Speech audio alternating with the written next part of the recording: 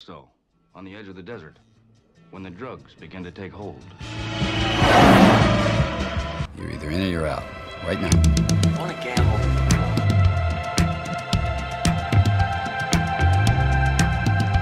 I never want to hear those words out of your mouth again. Gambling is not your problem. Has anybody ever told you before your bad luck? Most gamblers, when they go to gamble, they go to win. Those were my mother's dying words. When we go to gamble, we go to lose. Show me the money. Let's get out of here, man. Show you the money. Honestly, let's just go. Let's go to Vegas.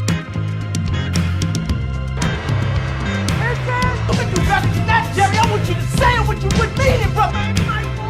Show me the money! It's the Sports Memory Vegas pregame show. Newman. The birds are singing. The sun is shining. It's a good day for football. Week 0. Well, it's not as good as running back 0. It is week 0 of college football. We've made it. The dog days of summer are over. And it's time to watch some football. Our long national nightmare is over without football. We've made it through another summer, and here we are, not starting in the birthplace of football, but starting in Dublin, Ireland. We're not starting with that hideous jersey you're wearing? So, as most either know or don't know, I'm an IU fan. IU does not play this week. Who plays? Florida State. What am I ultimately? A giant troll. So I am wearing my Gators jersey to support Pittsburgh's third favorite football team, the Duquesne Dukes, in lieu of a Tim Tebow jersey. But we'll get there shortly. But we got to start in the Big Ten, which if you listen to our preview, if you didn't listen to our preview, guess what? I'm going to be fading the Big Ten all year. I think it's going to be a down year with an absolute monster in Ohio State. But we have a semi-intriguing Big Ten West game. Nebraska versus Northwestern. Northwestern getting 11 points. What do you think about this game? So Nebraska won this game pretty handily last year. 56-7. And that would tell you to absolutely take Nebraska in this matchup. However, these games are typically close. Northwestern normally does not have consecutive years with bad defenses. So, I mean, it should be much closer than 56-7 or whatever you just said. But ultimately, I think Nebraska is going to be a much better football team this year. They were, quote unquote, the best 3-9 football team in the country last year. They added Mark Whipple, who just revolutionized Pitt's offense for one season, and got Kenny Pickett drafted in the first round. So I think that Casey Thompson has all the skills to be a good quarterback. Mark Whipple's going to call a more aggressive game plan.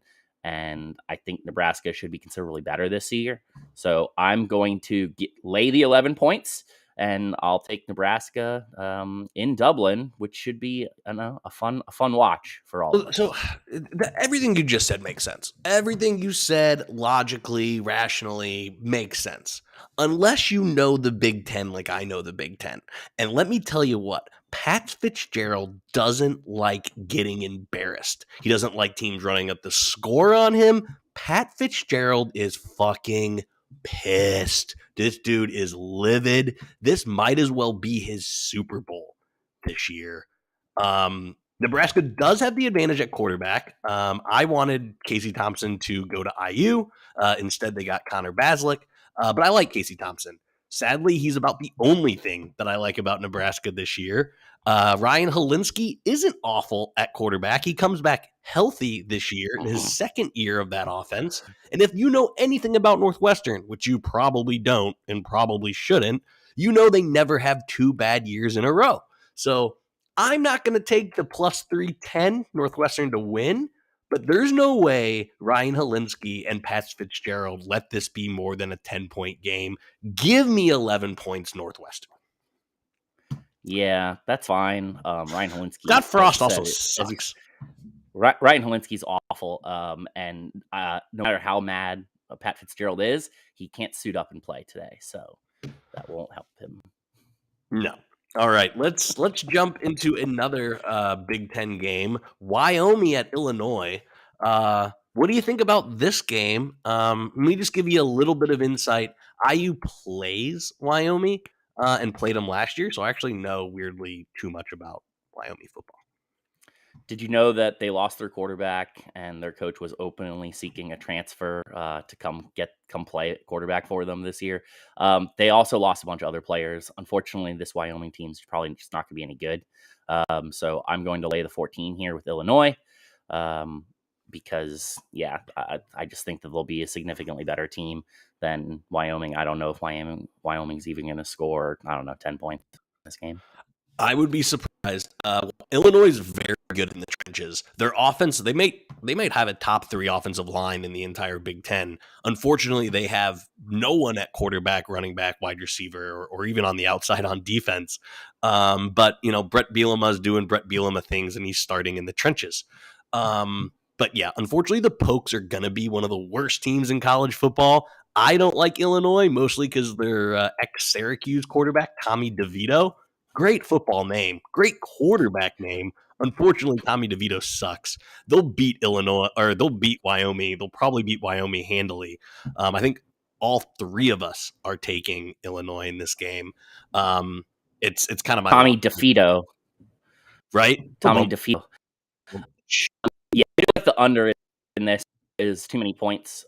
This is more like a 30-7 game or something like that. I expect 31-3 to pretty much yeah. Yep. Absolutely. So I like the underplay on 44 points there as well. All right. The not so quite game of the day. The Duquesne Dukes going into Knowles Stadium. I'm going to quit talking and let you talk about your Knowles here, Newman. The Florida State has not won their opening game since I think it was 2016 when they had Francois. I believe they opened with Ole Miss in Orlando. So this will be to do that to win. I expect them to roll. Duquesne loses a bunch of their key players on offense and defense. They also are changing defensive schemes, and as you normally know, that takes a little bit of time to recruit to, especially at a lower level tier for coordinator. Probably able to do whatever they want in this game, and they little should be do motivated you know, to Newman. do so because, Duquesne is the Alabama of their level. Duquesne doesn't rebuild, they reload. They reload and they're covering, Newman. You have no the Dukes are going to come out and hit you in the face. The Dukes are going to maybe have a lead in this game.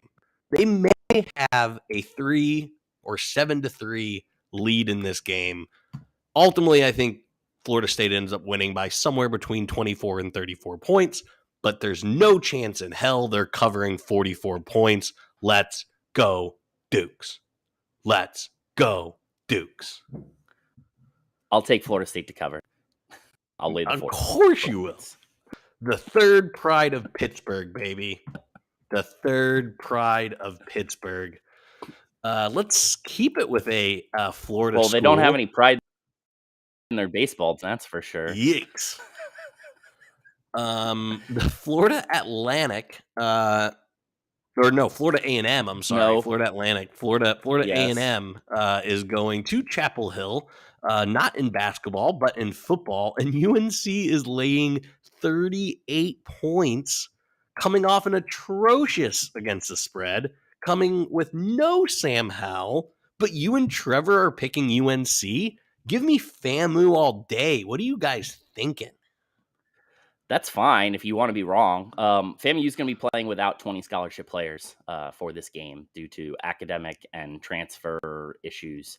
So traveling to UNC, not having a bunch of your players, and then having to go play a superior opponent like UNC is not something something that I would willingly take. I'm actually surprised this line still exists. I thought that they would have just removed it. But yeah, I'll take the Tar Heels with laying the 38 points because I just don't think FAMU is going to actually have any players. FAMU has the returning Buck Buchanan winner. If you don't know what the Buck Buchanan winner is, I didn't either. That's the best linebacker at the division Florida A&M is. So, yeah, I mean, I'm very familiar with FAMU. They're in Tallahassee along with Florida State, so they share the city with us. And they've actually won multiple national championships at their level. However, that was a long time ago, and this team's just without 20 scholarship players. I'm sorry, I'm going to take the more talented team to win by a lot. Yeah, no, I hear you. I mean, they're going to win. They're not going to win by 30. It's going to be won by 37. It's going to be 43-6. Yeah. UNC. Keep taking your gambling advice from Brandon, and we'll see how that pays off, crowd. Very, very well. All right, now the game of the day. We don't get any Pac-12 after dark, but we do get Hawaii after dark. We have Vanderbilt, the ever-imposing Vanderbilt, going to Hawaii, who is 8-2-1 against the spread at home as a dog. Yes, I know, I kind of had to build that one, but they are getting 9 points.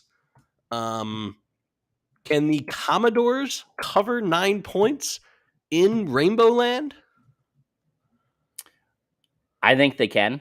Hawaii also had a bunch of transfer issues after, their coach last year basically got the team quit on him 100% and basically said that they weren't going to play for him anymore. And then even Todd Graham's own son transferred before his departure was announced. So yeah. But anyway, Timmy Chang takes over. I think that, it's going to take some time to rebuild what Hawaii was, but Timmy Chang at one point was the all-time leading passer in NCAA history. If he's not still, I'm not positive on that. But yeah, I mean, I think that the thing is Vanderbilt's a significantly more talented team. 9 points is not a lot. And this is probably one of the few games that Vanderbilt will actually have a talent advantage. So they're going to try to make sure that they go home with the W. And I would not be surprised if they kind of play this game all the way out and not even pull their starters. Yeah. I mean, it might be, I don't know Vanderbilt's schedule. It might be the only game they win. They're going to be bad this year. But all Hawaii does is cover the spread at home as a dog. So that's all I need to know. 8-2-1 speaks to me. 8-2-1 is my love language. Give it to me all day. I'm taking Hawaii, which leads me into my parlay of the day. If you guys didn't join us last year, there's going to be 2 things I give every week on top of our picks. That is going to be a parlay and an upset special. My parlay of the day is Northwestern plus 11. Illinois minus 14, which is also my lock of the day, and Hawaii plus 9. That comes out to plus 581. If you're unfamiliar with that, that's almost 7-1 odds. You lay $10, you're going to win close to 70, 68-10, in fact. So that's my parlay of the day. Newman, I know you don't like that since you're picking Vanderbilt and Nebraska, so can't wait to rub it in later. Yeah, that sounds like a losing proposition to me. And then I have one upset special. It isn't on our board, but I am taking UTEP, who's only plus 100. So I'm not really going that much on a limb. UTEP beating North Texas as my upset special. The Fighting Mia Khalifas. If you need a fact today to give to your buddies as you're watching college football, Mia Khalifa, the internet sensation, went to UTEP. That's something you guys can converse while watching North Texas and UTEP. Newman, anything else before I go get a nice meal in to kind of coat my drinking for the day? Scalp them. Go Noles. Scalp them. Go Noles. They're going to need it to warm up for next week. Big game against LSU in New Orleans. Guys, we're going to be here next Saturday. Newman and I are going to be in person next Saturday when we're both in Florida for a fantasy football draft. I hope you guys have a great day. Football is back. Celebrate it however you mean, but definitely celebrate it. Until next time, see ya.